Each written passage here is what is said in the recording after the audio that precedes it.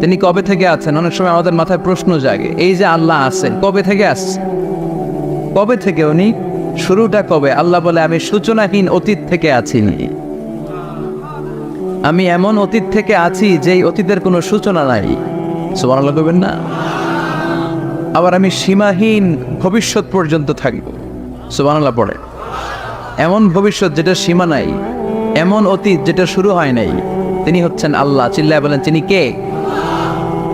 এজন্য আমরা বলি রাদিতু বিল্লাহি রাব্বা, রব হিসেবে আল্লাহ তোমারে পেয়ে আমরা খুশি। এজন্য আমাদের ইবাদতের সব জায়গায় এই রবের নামের গুণগান আছে না নাই?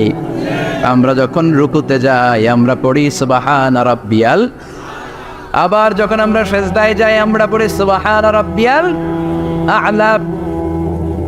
রুকুতে গেলে সুবহান রাব্বিয়াল আযীম, আবার যখন সিজদায় যাই তখন আমরা পড়ি সুবহান রাব্বিয়াল আ'লা।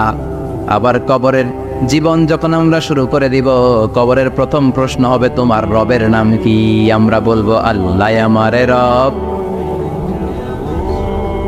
আল্লাহ আমারে রব, এই রবি আমার সব। দমে দমে তনু মনে তারি অনুভব, তোমার দুনিয়াতে আমি যেদিকে তাকাই নতই নেয়ামতে ডুবে আছি সবাই।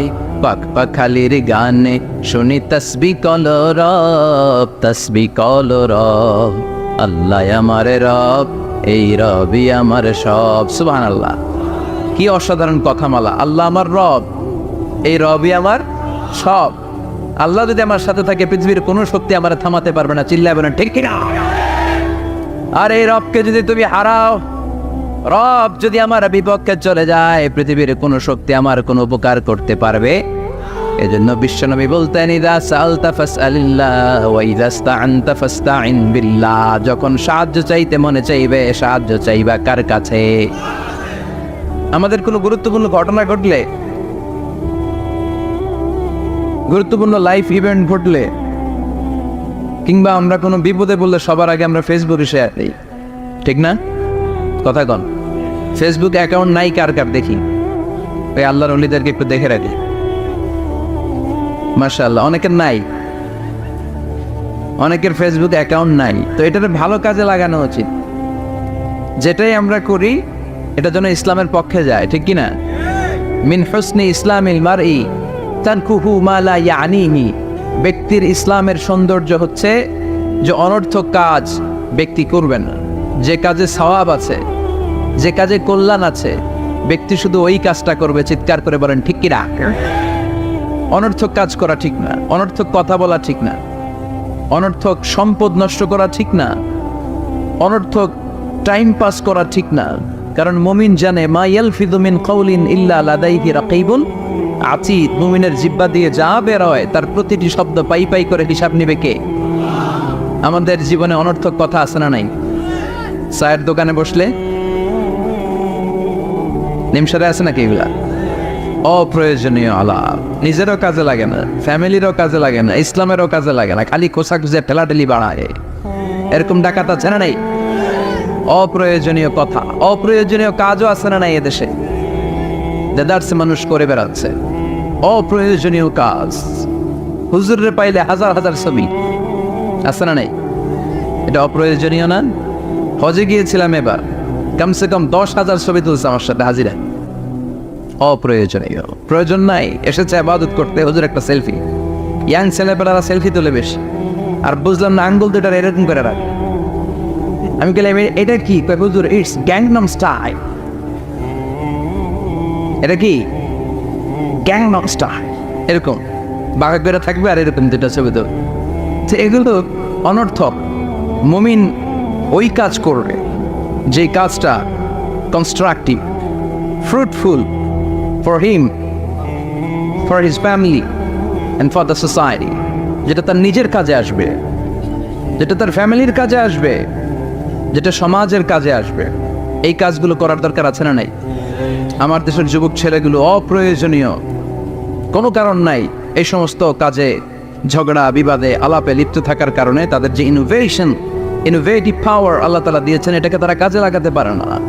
আমাদের দেশের যুবকদের কিন্তু অনেক ম্যারিড, তারা যখন পৃথিবীর বিভিন্ন দেশের ইউনিভার্সিটিগুলোতে পড়ে তারা র্যাঙ্কিং 1 নম্বরে আসে একেবারে। আমি যে ইউনিভার্সিটিতে পড়ি, ইন্টারন্যাশনাল ইসলামিক ইউনিভার্সিটি মালয়েশিয়া, ওখানে বাংলাদেশিদের ফলাফল রেজাল্ট সবচেয়ে ভালো। হার্ভার্ডে যান, ক্যামব্রিজে যান, অক্সফোর্ডে যান, যেখানেই যাবেন বাংলাদেশিদের ফলাফল অনেক ভালো। তো তারা সেখানে অপ্রয়োজনীয় কাজে তাদের সময়কে নষ্ট করে না। এজন্য যুবক ভাইয়েরা, তোমাদের আছে প্রাণ ঢালা উচ্ছ্বাস, অনেক শক্তি তোমাদের গায়ে। এখন তোমাদের রক্ত গরম, তোমাদের এই গরম রক্ত ইসলামের কল্যাণে কাজে লাগাইতে হবে। শুধু সেলফি তুইলা সময় নষ্ট করা যাবে না, চিল্লায় বলো ঠিক কিনা। কিছুদিন আগে আমি দেখলাম মানবতার দেয়াল।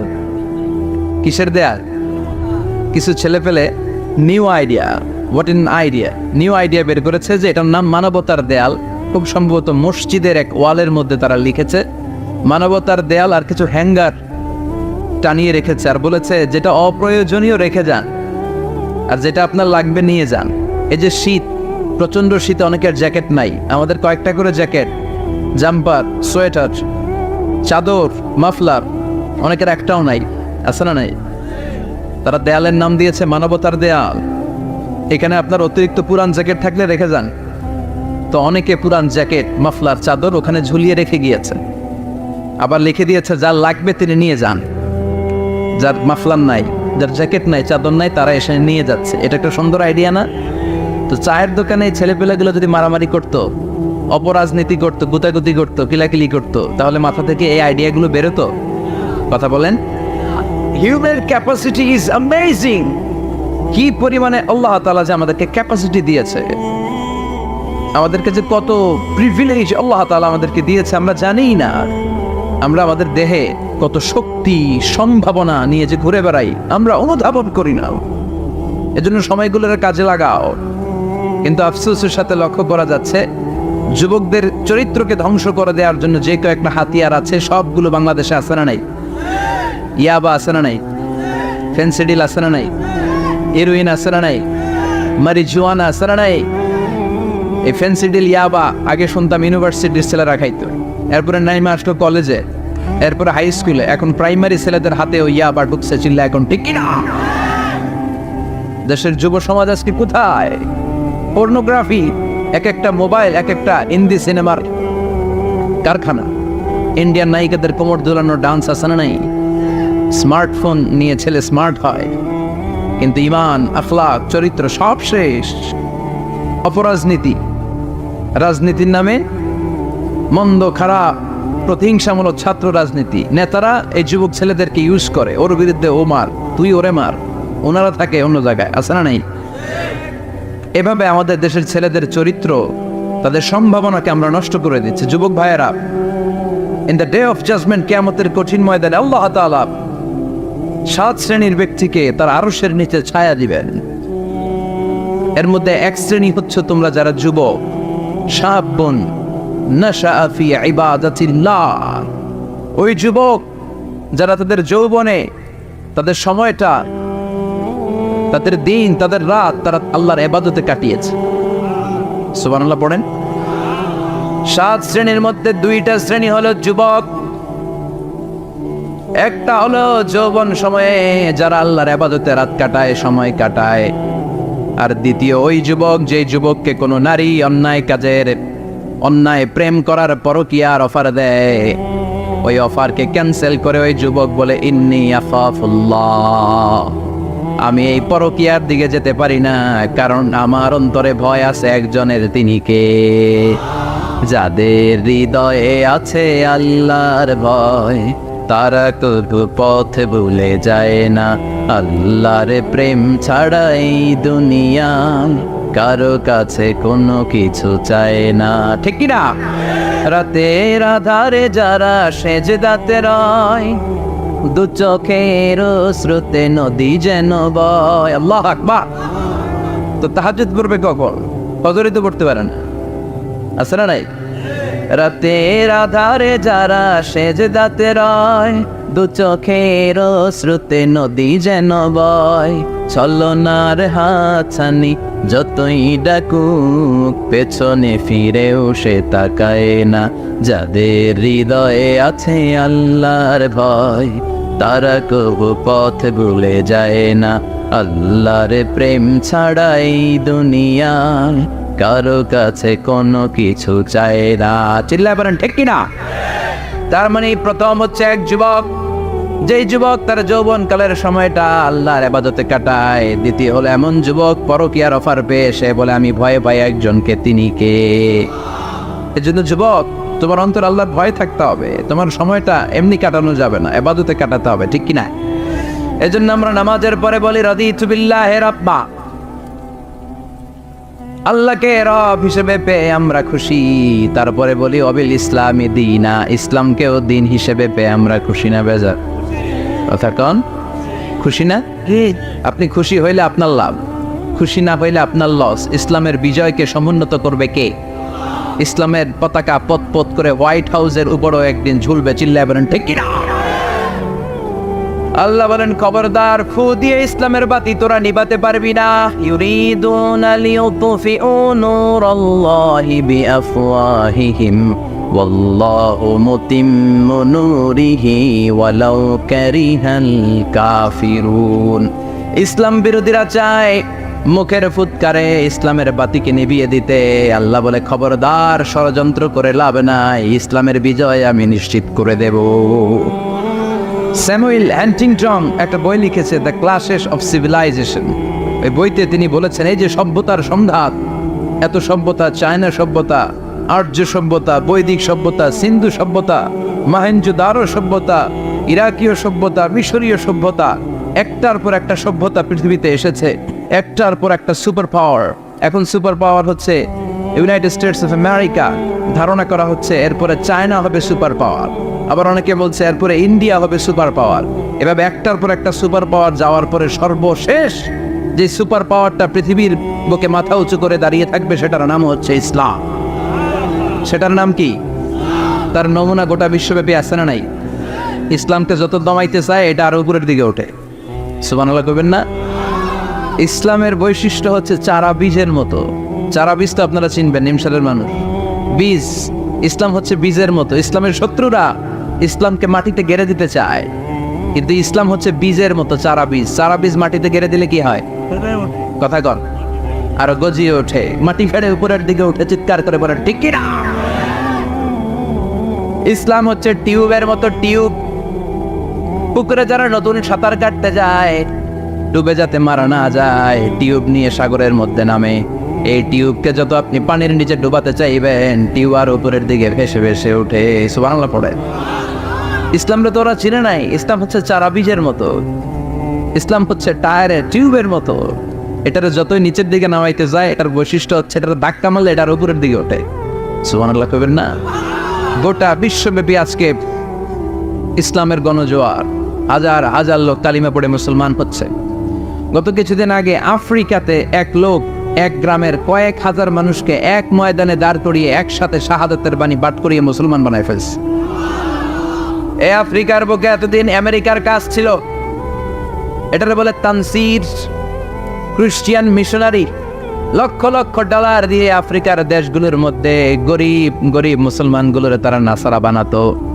এই বিষয়টা যখন মুসলিম স্কলারদের নজরে এলো, এখন গোটা বিশ্বের সব মুসলিম স্কলাররা আফ্রিকায় যে ইসলামের দাওয়াতকে প্রচার করে দিচ্ছে। গ্রামকে গ্রাম খ্রিস্টান সম্প্রদায় লা ইলাহা ইল্লাল্লাহ মুহাম্মাদুর।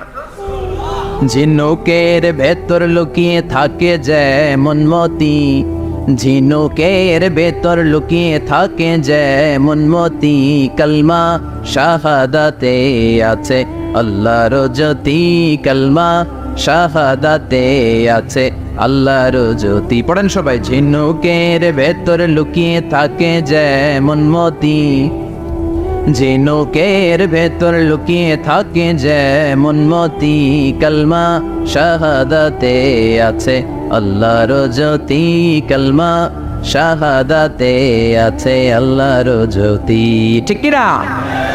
এই জ্যোতি যদি একবার কারো হৃদয়ের মধ্যে স্থান করে নেয়, এই নুরানি আলোর ছোটা যদি কারো হৃদয়ের মধ্যে জায়গা দখল করে নেয়, পৃথিবীর কোনো মতাদর্শ তার অন্তরের মধ্যে আর থাকতে পারে? গ্রামকে গ্রাম আফ্রিকাতে এখন কালিমা পড়ে পড়ে মানুষ মুসলমান হয়ে যাচ্ছে। সুবহানাল্লাহ পড়ে। একদিন আমেরিকার হোয়াইট হাউসের উপরেও কালিমার লা ইলাহা ইল্লাল্লাহর পতাকা পতপত করে উড়বে, চিল্লায় বলেন ঠিক কি না? এজন্য আমরা বলি ওয়াবিল ইসলামি দীনা, ইসলামকে ধর্ম হিসেবে পেয়ে আমরা খুশি না বেজার? After the Twin Tower attack, the number of Muslims in America already have been doubled. Now it's tripled. Twin Tower attack-এর আগে আমেরিকা যত মুসলমান ছিল, এটা গত কয়েক বছর ধরে ছিল ডবল, এখন এটা ট্রিপল হয়ে গেছে। মানে টুইন টাওয়ার অ্যাটাকের আগে আমেরিকায় মুসলমানের সংখ্যা যা ছিল, এখন এটা 3 গুণ বাড়ছে। ইউরোপ, আমেরিকাতে মসজিদের সংখ্যা বাড়ছে, দাওয়াতি কাজের সংখ্যা বাড়ছে, এমনকি হার্ভার্ড ইউনিভার্সিটিতে, অক্সফোর্ডে, ক্যামব্রিজের ভেতরে, MIT, Massachusetts institute of technology, সায়েন্সে যারা পড়ে এদের স্বপ্ন MITর ভিতরে ইসলাম ঢুকে গেছে। এজন্য ইসলামের আলোকে কেউ নিভিয়ে দিতে পারবে? ইসলামের গতিকে কেউ থামিয়ে দিতে পারবে? এটা অসম্ভব। এজন্য ইসলামের বিজয় সুনিশ্চিত। আমরা যারা লেগে থাকতে পারবো, আমাদের কপালকে উজালা করে দিবে কে? আর বিরোধিতা যারা করব তাদের সব শেষ, দুনিয়াও শেষ, আখিরাতও আমও শেষ, সালাও। এজন্য আমরা বলি রাদিতু বিল্লাহি রাব্বা, আল্লাহ তোমার রব হিসেবে পেয়ে আমরা বড্ড খুশি। ওয়াবিল ইসলামি দীনা, ইসলামকে ধর্ম হিসেবে পেয়ে আমরা খুশি। ওয়াবি মুহাম্মাদিন রাসূলা, বিশ্ব নবীকে রাসূল হিসেবে পেয়েও আমরা খুশি না বেজার? এমন রাসূল, গোটা বিশ্বের শ্রেষ্ঠতম রাসূল, শ্রেষ্ঠতম ব্যক্তিত্ব, যার কাছ থেকে পজিটিভ কোনো জিনিস ছাড়া নেগেটিভ কোনো জিনিস প্রকাশিত হয় নাই, সব ইতিবাচক। Always come back positive, not go back negative. সবসময় পজিটিভ বলতেন, পজিটিভ ভাবতেন, পজিটিভ কাজ করতেন। কোনো নেগেটিভ, নেতিবাচক কোনো কিছু বিশ্বনবীর জীবনে খুঁজে পাওয়া যায় না? চিল্লায় বলেন খুঁজে পাওয়া যায়? As a father, as a husband, as a commander, as a lawyer, as a reformer of the society, Muhammad is a superman of the world. গোটা বিশ্ব এখন তাকে সুপারম্যান ভাবতেছে, boss, boss of the all bosses. পৃথিবীতে যত বস এসেছে, সব বসের সবচেয়ে বড় বস হচ্ছে বিশ্বনবী মুহাম্মদ সাল্লাল্লাহু।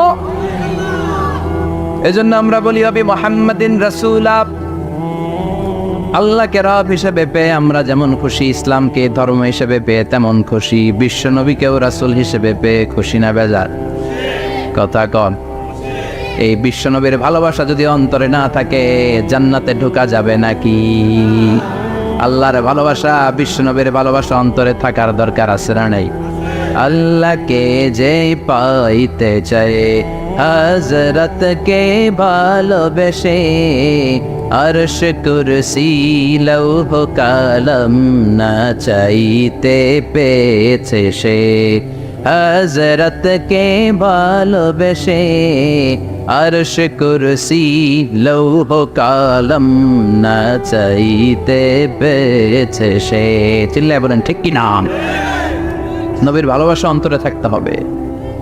তাহলে 3টা জিনিসের ঘোষণা আমরা দেই নামাজের পর। আল্লাহকে রব হিসেবে পেয়ে আমরা খুশি, ইসলামকে ধর্ম হিসেবে পেয়ে খুশি, বিশ্বনবীকে রাসূল হিসেবে পেয়ে খুশি, আবার এই কিতাবটারে সংবিধান হিসেবে পেয়ে আমরা খুশি না বেজার? এটার আলোকে আমাদের সমাজ প্রতিষ্ঠিত হোক, মদিনার সমাজ হোক, সোনালী সমাজ হোক, আলোকিত সমাজ হোক। আমরা চাই কি চাই না? এই কোরআনের আইন দিয়ে আমার দেশ চলুক, আমরা চাই কি চাই না? এই কোরআনে ধর্ষকদের বিচার আছে না নাই? অবিবাহিত ধর্ষক হলে 100 ব্যাট, আর যদি বিবাহিত ধর্ষক হয় ডেথ পেনাল্টি। সৌদিতে করে হেড অফ, মাথাটাকে নুইয়ে তলোয়ার দিয়ে এক কোপ মেরে গর্দানটা আলাদা করে দেয়, ঠিক কিনা? অনেক দেশে ডেথ পেনাল্টি করে হ্যাঙ্গিং এর মাধ্যমে, ফাঁসির মাধ্যমে। দর্শনের বিচার বাংলাদেশে সহজে পাওয়া যায় না, কিন্তু কোরআন দিয়ে বিচার করলে ওই বিচার আছে না নাই? নোয়াখালীর এক বোনকে দর্শন করা হয়েছে, গোটা বাংলার জামিনে এই নিউজটা আছে না নাই? কোরআনের বিচার থাকলে আলটিমেটার মতো 24 ঘন্টা, 24 আওয়ার্স, 24 আওয়ার্সের মধ্যে ধর্ষককে ডেকে এনে বাইতুল মোকাররমের স্কয়ারের সামনে লক্ষ মানুষের চোখের সামনে ফাঁসির রশিতে ঝুলিয়ে দেওয়া হতো। বড় বড় চোরগুলোর হাত কেটে দেওয়া হতো।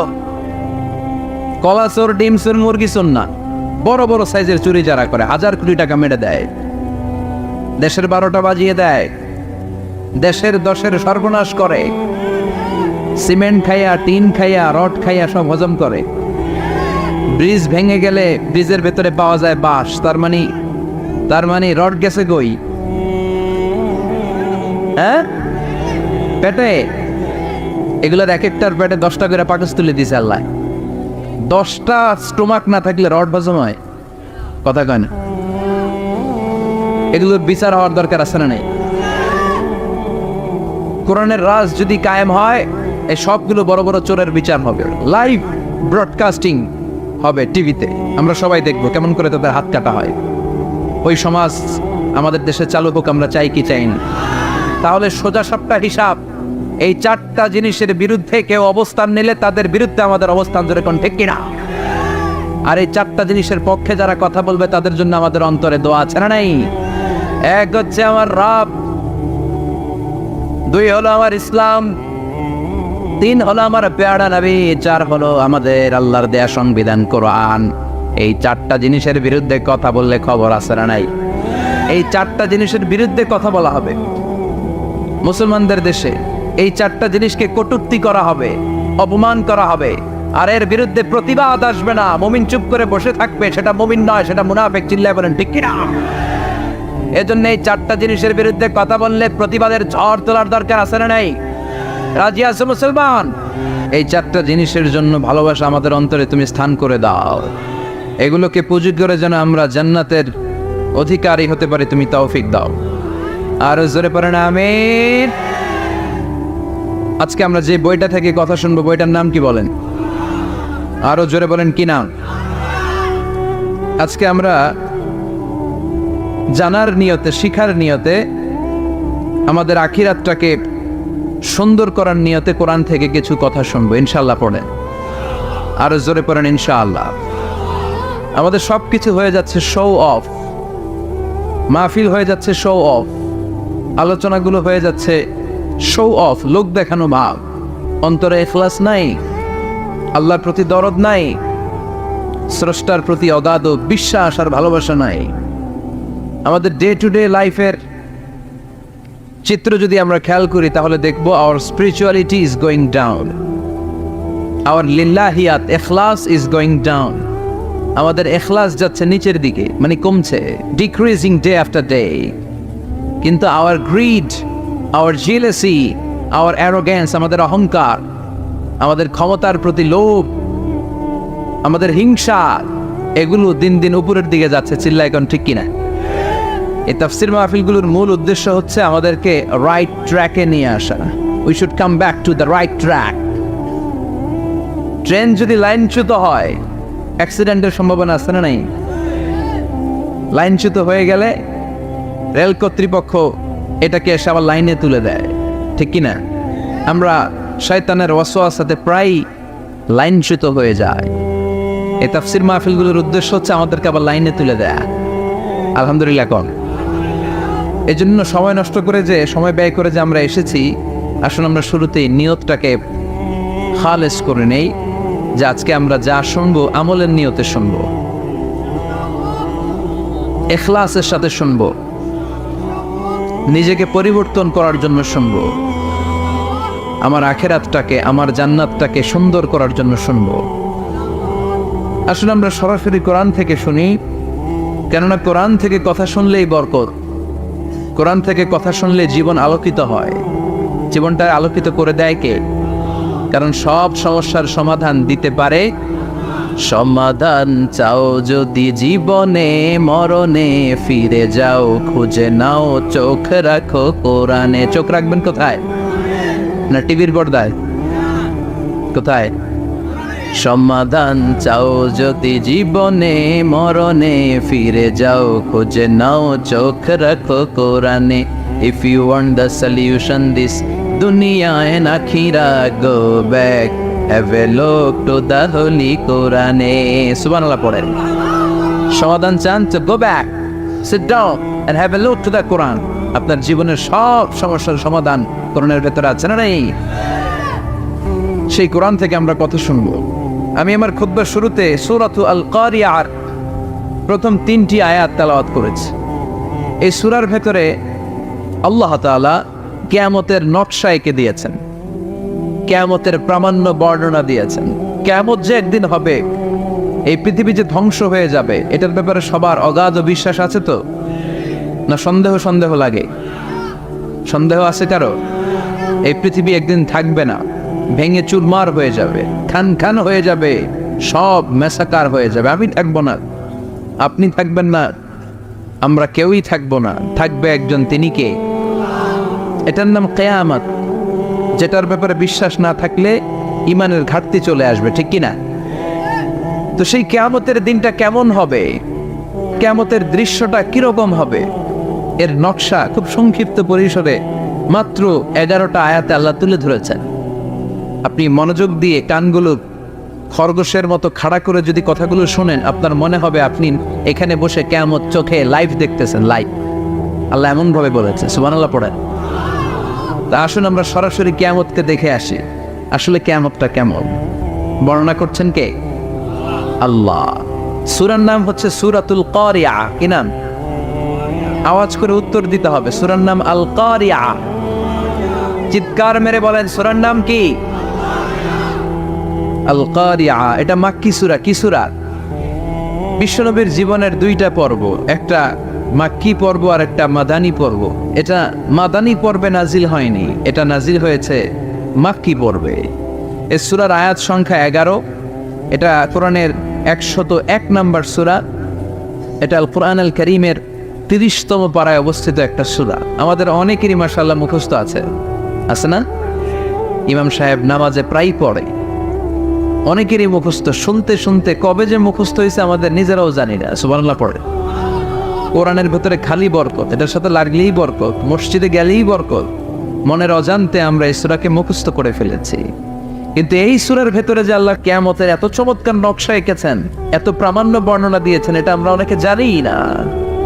আসুন আমরা এই সূরার আলোকে দেখার চেষ্টা করি যে কিয়ামতটা কিরকম হবে। আল্লাহ একটা শব্দকে এই সূরার শুরুতে 3 বার উল্লেখ করে আমাদের দৃষ্টি আকর্ষণ করেছেন। আল্লাহ tried to draw our attention by mentioning 3 times a word, and that is al-Qari'ah. al-Qari'ah শব্দটাকে তিনি 3 বার উল্লেখ করে আমাদের দৃষ্টি আকর্ষণ করেছেন। একটা শব্দ 3 বার বললে মানুষের দৃষ্টি আকর্ষিত হয় না? যেহেতু এটা আরব দেশে নাজিল হয়েছে, আবার মক্কায়, মক্কার লোকেরা আরবি বোঝে, তাদেরকে প্রথম বলা হলো আল কারিয়া। তারা ফিরে তাকালো, কি আল কারিয়া? আবার বলা হলো মাল কারিয়া। কি মাল কারিয়া? আবার বলা হলো ওমা আদরাকা মাল কারিয়া। আবার তারা ফিরে তাকালো। দৃষ্টি আকর্ষণের জন্য আল্লাহ তাআলা 3 বার এই শব্দটা বলেছেন। এজন্য এই শব্দের একটা সিগনিফিকেন্স, একটা গুরুত্ব, অর্থবহ একটা মানদণ্ড আছে না নাই? আল কারিয়া শব্দের অর্থ হচ্ছে বিকট আওয়াজ। আল কারিয়া মানে কি? কথা বলেন, আরো জোরে বলেন। বিকট আওয়াজ। এই বিকট আওয়াজটা তৈরি করার জন্য আল্লাহ তাআলা একজন ফেরেশতা তৈরি করেছেন, যার নাম হচ্ছে ইসরাফিল। নাম কি? আমাদের মধ্যে অনেকের নাম কিন্তু আমরা ইসরাফিল রাখি, তাই না? ইসরাফিল আছে না নাই? আজরাইল কিন্তু রাখে না, কে ডরে। কেন রাখে না? ভয় পায়। কিন্তু ইসরাফিল আছে, আমার পরিচিত অনেকে আছে ইসরাফিল। তো এই ফেরেশতার পা হচ্ছে জমিনের নিচে, মাথা হচ্ছে আকাশের উপরে। এই ফেরেশতার কাজ হচ্ছে ওই বিকট শব্দ তৈরি করা। উনি একটা সাইরেনের মধ্যে ফু দিবেন, হুইসেল দিবেন, ট্রাম্পেট। ওই ট্রাম্পেটে, ওই সাইরেনে, ওই হুইসেলে ফু দিলেই শুরু হয়ে যাবে আল কারিয়া। মাল ওমা আদরাকা মাল। এই ফেরেশতার দায়িত্বই হচ্ছে ওই বাঁশির মধ্যে ফু দেয়া। হুইসেল, সাইরেন, ট্রাম্পেট, আরবিতে এটাকে বলা হয় আসুর। ইদা নফিখা ফিস সুরি নাফখা ওয়াহিদা। যখন তিনি ওই সিংহে একটা ফু দিবেন, সব লন্ডভন্ড হয়ে যাবে, কিচ্ছু খুঁজে পাওয়া যাবে না। আল্লাহ ওনাকে তৈরি করেছেন শুধু এই হুইসেলের মধ্যে, বাঁশির মধ্যে 3টা ফু দেওয়ার জন্য। কয়টা? উনি সৃষ্টির শুরু থেকেই এই বাঁশিটাকে 2 ঠোঁটের মাঝখানে রেখে আল্লাহর আরশের দিকে তাকিয়ে আছে, and just waiting for the green signal. আল্লাহর পক্ষ থেকে সবুজ সংকেতের অপেক্ষায়। যখনই আল্লাহর অর্ডার করবে তখনই শুরু হয়ে যাবে আল কারিয়া। মাল ওমা আদরাকা মাল। সৃষ্টির শুরু থেকেই ইসরাফিল ফেরেশতা বিশাল সিংহাটাকে দুই ঠোঁটের মাঝখানে করে আরশের দিকে তাকিয়ে আছে, কখন আল্লাহ অর্ডার দিবে। অর্ডার দিতে দেরি, ফুৎকার দিতে দেরি নাই, ঠিক কিনা? বিকট আওয়াজ, গগন বিদারী শব্দ, প্রচন্ড একটা সাউন্ড, জাইগান্টিক সাউন্ড, যে আওয়াজ, যে শব্দ কেউ শুনে নাই। এজন্য আল্লাহ বললেন, আল কারিআতু মাল কারিআতু ওয়া মা আদরাকা মাল কারিয়া। সে আওয়াজটা ভয়ঙ্কর আওয়াজ। এটা বজ্রপাতের মতো না, এটা ট্রাকের টায়ার পাংচার হলে যে আওয়াজ হয় ওই আওয়াজের মতো না, গ্যাসের সিলিন্ডার ব্রাস্ট হয়ে গেলে যে আওয়াজ হয় ওই আওয়াজের মতো না, প্রাইমারি স্কুলে দপ্তরে যখন ছুটির ঘন্টা বাজায় ওই আওয়াজের মতো না। ওই আওয়াজটা এমন আওয়াজ, ওই আওয়াজ পৃথিবীর কেউ শোনে নাই। সেটার নাম হচ্ছে আল কারিআ মাল ওমা আদরাকা মাল। বিকট আওয়াজ, বিকট ভয়ঙ্কর ট্রাম্পিট। এই সাইরেনে ফু দেয়া হবে, প্রথম ফু দেওয়ার সাথে সাথেই লন্ডভন্ড হয়ে যাবে। এই ইসরাফিলকে তৈরি করা হয়েছে শুধুমাত্র কেবলমাত্র 3টা ফু দেওয়ার জন্য। চিল্লায় বলতে হবে কয়টা? এই ফেরেশতার আর কোনো কাজ নাই। তার আর কোনো কাজ আছে? ঠিক যে মুহূর্তে, এখন আমার ঘড়িতে বাজে 9:50, রাত 9:50, ঠিক এই মুহূর্তে যখন আমরা তাফসীর শুনছি, ঠিক এই মুহূর্তেও ইসরাফিল ফেরেশতা সিংহাটাকে 2 ঠোঁটের মধ্যে লাগিয়ে আল্লাহর আরশের দিকে তাকিয়ে আছে। ওই যে সৃষ্টি শুরু থেকে তাকিয়ে আছে, আজ অবধি তাকিয়ে আছে। যখনই গ্রিন সিগন্যাল আসবে মুহূর্তেই শুরু হয়ে যাবে আল কারিআ মাল ওয়া মা আদরাকা মাল। আল্লাহ বললেন সে আওয়াজটা হবে বড্ড ভয়ঙ্কর। প্রথম ফুৎকার যখন দেয়া হবে, এটার বলে নাফখাতুল ফাজা। দুনিয়ার সব মানুষগুলো অবাক হয়ে যাবে, পুরো পৃথিবীটা কেঁপে উঠবে, পৃথিবীর বিল্ডিং গুলো দুমড়ে মুচড়ে পড়বে, পৃথিবীর বড় বড় যত পাহাড়গুলো আছে তুলার মতো বাতাসে পাহাড়গুলো তুলিত হতে থাকবে। আল্লাহু আকবার। আল্লাহ বললেন ইয়াউমা ইয়াকুনুন নাসু কাল ফারাশিল মাবথুস ওয়া তাকুনুল জিবালু কাল আহনিল মানফুশ। সেদিন মানুষগুলো বিক্ষিপ্ত পতঙ্গের মতো নিক্ষিপ্ত হবে যখন আল কারিআ, এই বিকট আওয়াজটা হবে। শুনতেছেন? মনোযোগ আছে? কথা বুঝতে সমস্যা হচ্ছে না তো? 3টা ফুৎকার। কয়টা? প্রথম ফুৎকার দেওয়ার সাথে সাথে মানুষগুলো বিক্ষিপ্ত পতঙ্গের মতো নিক্ষিপ্ত হবে। এই যে আরামসে বসে আছি, তখন আর বসে থাকা যাবে না, কে ধাক্কা খেয়ে কই চলে যাব টেরই পাওয়া যাবে না। আমরা যে বসে আছি এর কারণ হচ্ছে গ্র্যাভিটেশনাল একটা ল আছে, পাওয়ার। এটাতে বাংলায় বলে মাধ্যাকর্ষণ শক্তি। কি শক্তি? কথা বলেন। কে আবিষ্কার করছে এটা? হ্যাঁ, কে? বিজ্ঞানী নিউটন, আইজাক নিউটন আবিষ্কার করেছে। আপেলকে সে নিচে পড়তে দেখে গবেষণা করে পেয়েছে গ্র্যাভিটেশনাল পাওয়ার। ওইটা থাকার কারণে পৃথিবীর সেন্টার সবকিছুকে নিচের দিকে টানে, নিজের দিকে টানে, ফলে আমরা বসে আছি। কিন্তু এই মাধ্যাকর্ষণ শক্তির বাইরে যদি আমরা আকাশে উঠে যাই, আর কিন্তু কোনো টানাটানি নাই, আপনি শূন্যে ভেসে থাকবেন। নভোচারীরা মহাশূন্যে যে ভেসে থাকে, কিয়ামতের এই ধাক্কার ভাইব্রেশন যখন শুরু হয়ে যাবে, পুরো পৃথিবীটা মুহূর্তের মধ্যে কেঁপে উঠবে। এমন কম্পন, এমন আওয়াজ পৃথিবীবাসী এর আগে আর শোনে নাই। একটা ধাক্কার চোটে মানুষগুলো ছিটকে কে যেন কই পড়ে যাবে, কেউ টের পাবে না। কে কই চলে গেছে হিসাব নাই। সব থাকবে ওই টাইমে, সব থাকবে না। কেউ থাকবে টয়লেটে, কেউ থাকবে ঘুমে, কেউ থাকবে বাজারে। আপনাদের নিমসার বাজার তো থাকবে তখন, না থাকবে? ওই যে লন্ডভন্ড হয়ে যাবে, হিসাব নাই। কে যে কোথায় ছিটকে পড়বো আমরা জানি না। বিক্ষিপ্ত পতঙ্গের মতো আমরা নিক্ষিপ্ত হব। শীতকালে আমার দেশের ছেলেরা রাত্রেবেলা ব্যাডমিন্টন খেলে, র্যাকেট খেলে না? নিমসারে বোধহয় খেলে টেলে না, খেলে তো। ওরা বাঁশ গেড়ে দেয় ক্ষেতের মাঝখানে। কি গাড়ে? এবার বাঁশের মধ্যে লাগায় কি? লাইট। লাইটগুলো লাগালে দেখবেন ক্ষেতের গ্রামের পোকাগুলো এসে লাইটের মধ্যে ছিটকে ছিটকে পড়ে। আমাদের অবস্থায় পোকার মতো হবে তখন। আল্লাহ সেটাই বললেন, ইয়াউমা ইয়াকুনুন নাসু কাল ফারাশিল মাবথুস। বিক্ষিপ্ত পতঙ্গের মতো মানুষগুলো নিক্ষিপ্ত হবে। ওয়া তাকুনুল জিবালু কাল আহনিল মানফুশ। তুলাকে যখন পিটানো হয়, ধ্বনিত করা হয়, দেখবেন তুলার ছোট ছোট কণা বাতাসের মধ্যে ভাসতে থাকে। ফু মারলে আরো দূরে যায়, আরো বাতাস আসলে উড়ে উড়ে যে কোথায় চলে যায় টের পাওয়া যায় না। সুবহানাল্লাহ। বিশাল বিশাল পাহাড়গুলো এরকম ধ্বনিত তুলার মতো সামনে উঠতে থাকবে, একটা পাহাড়ও টিকবে না। বাংলাদেশের সবচেয়ে বড় পাহাড়ের নাম কি জানেন? তাজিংডং পর্বত, কিন্তু সবচেয়ে বড় পাহাড় হচ্ছে গারো পাহাড়, ময়মনসিংহের। ওটা থাকবে কিয়ামতের দিন? আল কারিয়া, মাল কারিয়ার সময় টিকবে ওইটা? তাজিংডং বিজয় সবচেয়ে বড় পর্বত শৃঙ্গ, কোথায় এটা? বান্দরবান। এটা টিকবে?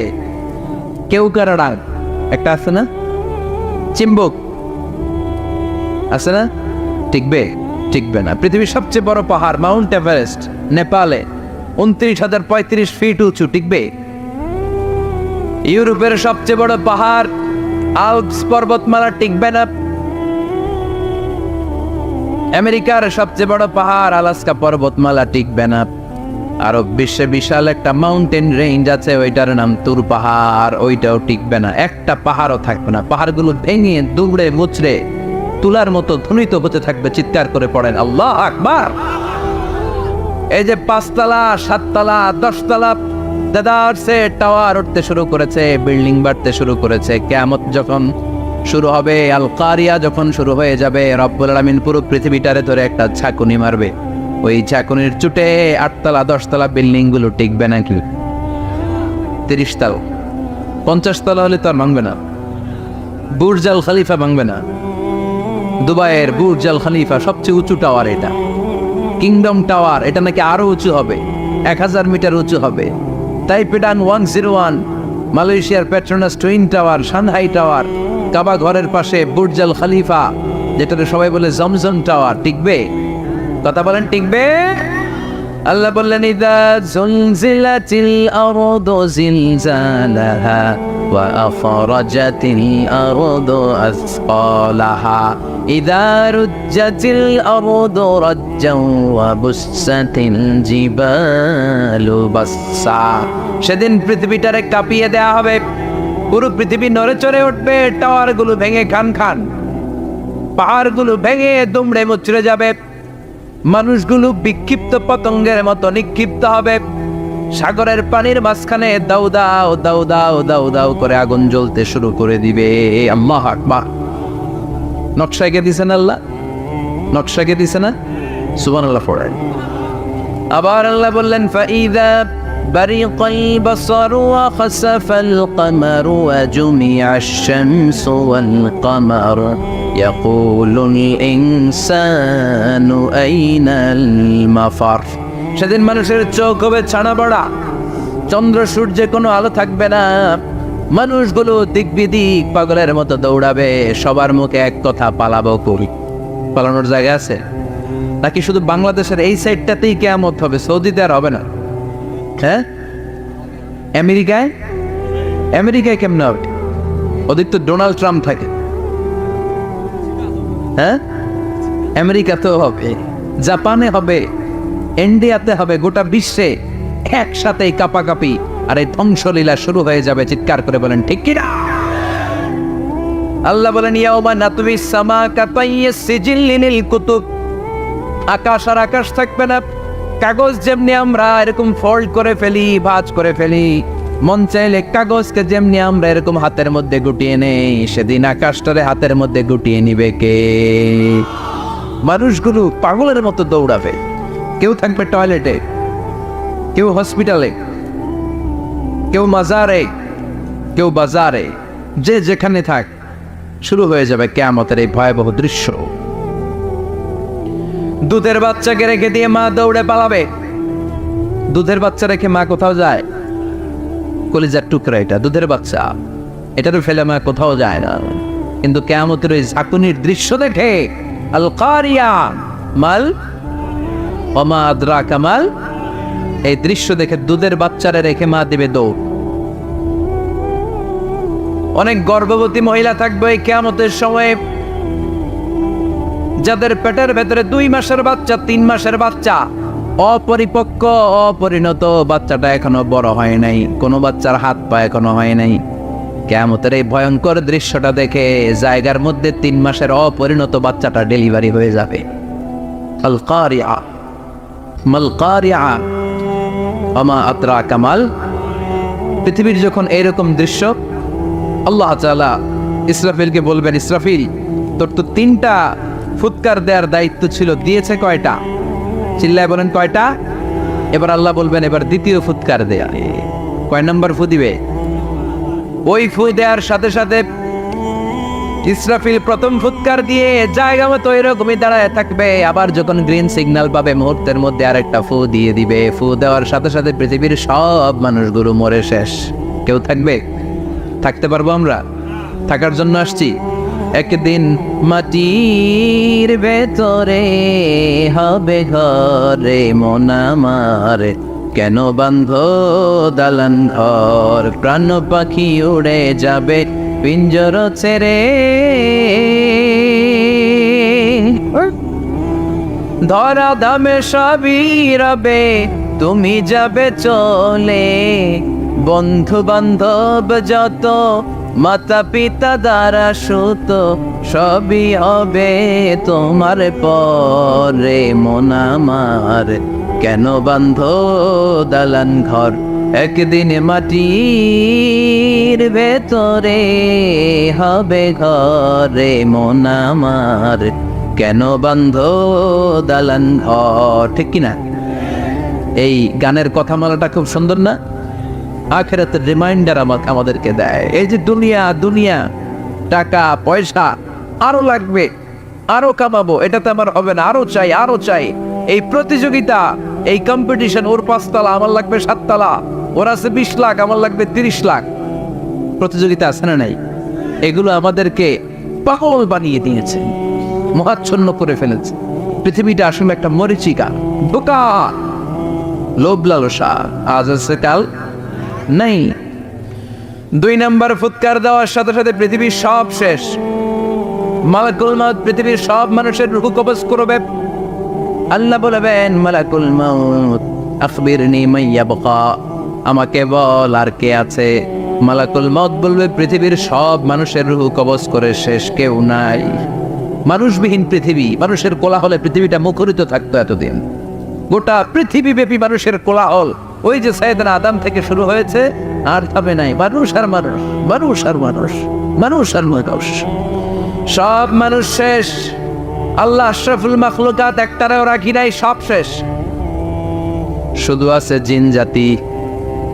আল্লাহ বলবেন, যাও এবার জিন জাতি ধরো, জিনদের রূহ কবজ করো। মালাকুল মাউত কিন্তু জিনদের রূহ কবজ করে। ওমা খলাকতুল জিন্না ওয়াল ইনসা ইল্লা লিয়াবুদুন। জিন জাতি আর মানব জাতি, এই 2 জাতিকে আল্লাহ তাআলা তৈরি করেছে কার ইবাদতের জন্য? আমরা যেমনি নামাজ পড়ি, জিনেরাও নামাজ পড়ে। আমরা যেমনি রমাদানের রোজা রাখি, জিনেরাও রমাদানের ফরজ রোজা রাখতে হয়। আমরা যেমনি হজ করি, জিনেরাও হজ করে।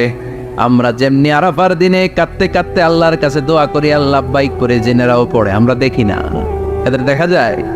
দেখা যায় না। জিসমুন নারিয়ুন, আগুনের তৈরি ওদের দেহ। ইয়াতাশাক্কালু বিআশকালিন মুখতালিফা, বিভিন্ন কালার ধারণ করতে পারে, বিভিন্ন রং ধারণ করতে পারে। জিনের সংজ্ঞা হচ্ছে জিসমুন নারিয়ুন ইয়াতাশাক্কালু বিআশকালিন মুখতালিফা, আগুনের তৈরি এক সৃষ্টি। বিভিন্ন সূরত তারা নিতে পারে, মানুষের সূরত নিতে পারে, প্রাণীর সূরত নিতে পারে। ঠিক কি না? মালাকুল মাউত জিন জাতি হত্যা করতে শুরু করবেন, রূহ কবজ করবেন। করতে করতে সব শেষ। খারাপ জিনদের সর্দার হলো ইবলিস। সব জিনদেরকে মারতে যত কষ্ট দেয়া হয়েছে, সবচেয়ে বেশি কষ্ট দিয়ে ইবলিসের রূহ কবজ করে ফেলা হবে। ইবলিস আর নাই, মানুষও নাই, জিনও নাই, পশু পাখি কিচ্ছু নাই। আল্লাহ বলবেন, ইয়া মালাকুল মাউত আখবিরনি মাইয়াবকা, অনেক দায়িত্ব পালন করেছিস তুই। মানুষ মারলি, জিন মারলি, মৎস্যকুল মারলি, পাখি মারলি, সব মারলি, এবার আর কে বেঁচে আছে বল। মালাকুল মাউত বলবে, আল্লাহ আর কেউ নাই, খালি ফেরেশতারা আছে। কারা আছে? মালাইকা। আল্লাহ বলবে, যা এবার ফেরেশতাদের গোষ্ঠী শেষ কর। মালাকুল মাউত একটার পর একটা ফেরেশতার রূহ কবজ করবে, একটার পর একটা, একটার পর একটা, করতে করতে সব ফেরেশতা। ফেরেশতাদের সংজ্ঞা হচ্ছে জিসমুন নূরিয়ুন ইয়াতাশাক্কালু বিআশকালিন মুখতালিফা, আলোর তৈরি, নূরের তৈরি একটা দেহ, চাইলে বিভিন্ন সূরত ধারণ করতে পারে। জিন আর ফেরেশতার পার্থক্য বুঝেছে? জিন কিসের তৈরি? আগুন, জিসমুন নারিয়ন। আর ফেরেশতা হচ্ছে জিসমুন নূরিয়ন, নূর দিয়ে তৈরি। একের পর এক ফেরেশতা সবার করা হবে। এবার আল্লাহ বলবেন, ইয়া মালাকাল মাউত আখবিরনি মাইয়াবকা, আর কে কে বেঁচে আছে বল। মালাকুল মউত বলবে, মাবুদ কেউ নাই, মানুষ নাই, জিন নাই, ফেরেশতাও নাই, শুধু আমার 3 জন কলিগ বাকি। কয়জন? জোরে বলেন কয়জন? জিব্রাইল বাকি, ইসরাফিল বাকি, মিকাইল আর আমি। আল্লাহ বলবে, মিকাইলের রূহ কবজ করে নিয়ে আয়। যে মিকাইল আমার আদেশে পৃথিবীতে বৃষ্টি ঝরাতো, আমার আদেশে ক্ষেত খামারে ফসলের ব্যবস্থা করে দিত, আমার আদেশে মানুষের রিজিকের হিসাব রাখতো। এই মিকাইলের রূহ কবজ করে নিয়ে আয়। 1 নম্বর কলিগ শেষ। কলিগ বুঝেন তো? সহকর্মী। কলিগ মানে কি? সহকর্মী। 1 নম্বর কলিগ নাই। আল্লাহ বলবে, যা এবার ইসরাফিলের রূহ কবজ কর। ইসরাফিল ফেরেশতা তখনও আল্লাহর আরশের দিকে ঠোঁটের মাঝখানে বিশাল সিংহাটা নিয়ে তাকিয়ে আছে। ওই মুহূর্তে মালাকুল মাউত যে সালাম দিয়ে রূহটা কবজ করে ফেলবে। ইসরাফিলও নাই, ইসরাফিলও নাই। আল্লাহ বলবে, যা দুনিয়ার সব নবীদের কাছে ওহী দিয়ে, কোরআন দিয়ে, ইনজিল দিয়ে, তাওরাত দিয়ে, জাবুর দিয়ে আমি যেই ফেরেশতাটারে পাঠাতাম, ওই রূহুল আমিন জিব্রাইলের রূহটাও কবজ করে নিয়ে আয়। জিব্রাইলের রূহ কবজ হয়ে যাবে। এবার 3 জন কলিগই শেষ। আছে কেউ? আছে? এবার আল্লাহ বলবে, ইয়া মালাকাল মাউত, হে মৃত্যুর ফেরেশতা, আখবিরনি মাইয়াবকা, মহাবিশ্বে আর কে কে আছে বল। কেউ নাই, মানুষ নাই, জিন নাই, ফেরেশতা নাই, আমার কলিগরাও নাই, আমি বড় একা। এখন আমি একা হয়ে গেছি। আল্লাহ, আছি শুধু আমি, মালাকুল মাউত তোমার হুকুমের গোলাম। আর আনতাল হাইয়ুল কাইয়ুম, তুমি শাশ্বত চিরঞ্জীব, তুমি তো মরবা না। আমি আছি। ভাবছে উনিও থাকবে, উনি আর আল্লাহ থাকবে। আল্লাহ বলবে, মালাকুল মাউত এবার তুই মর, এবার তুই মর। এই কথা শুনে মালাকুল মাউতের খিঁচুনি উঠে যাবে। আজীবন মারছে, আজকে মরবে। খিঁচুনি উঠে যাবে, জ্বর এসে যাবে, কাঁপুনি ছুটে যাবে, কাঁপতে থাকবে। আল্লাহ বলবেন, কাঁপাকাঁপি করে লাভ নাই, মর। মালাকুল মাউত বলবে, মাবুদ এইটা আবার কেমন কথা? সবাই রে আমি মারলাম, আমি মরুম কেন? আমি না মারছি, আমি না মেরেছি, আমি মরবো কেন? আল্লাহ বলবেন, কথা নাই, বল। ও আল্লাহ, আমি কেন মরবো? আমি না দুনিয়ার সবাই রে মারলাম। আল্লাহ বলবেন, কুল্লু নাফসিন যায়িকাতুল মাউত, পৃথিবীর প্রতিটা আত্মারে মৃত্যুর স্বাদ নিতে হবে রে মালাকুল মাউত, তুইও মরবি, বল। কাঁপতে কাঁপতে আল্লাহ বলবে, জান্নাত আর জাহান্নামের মাঝ বরাবর যে দাঁড়া। মালাকুল মাউত দাঁড়াবে। এই দৃশ্য দেখার মতো তখন কেউ থাকবে না। থাকবে? কেউ নাই। মালাকুল মাউত কাঁপতে কাঁপতে আল্লাহ বলবেন, কেঁপে লাভ নাই, কেঁদে লাভ নাই, মরতে তোকে হবেই। Everyone has to take the test of death, সবাইকে মৃত্যুর স্বাদ আস্বাদন করতে হবে। মর, মরে যা, মুত ইয়া মালাকাল মাউত।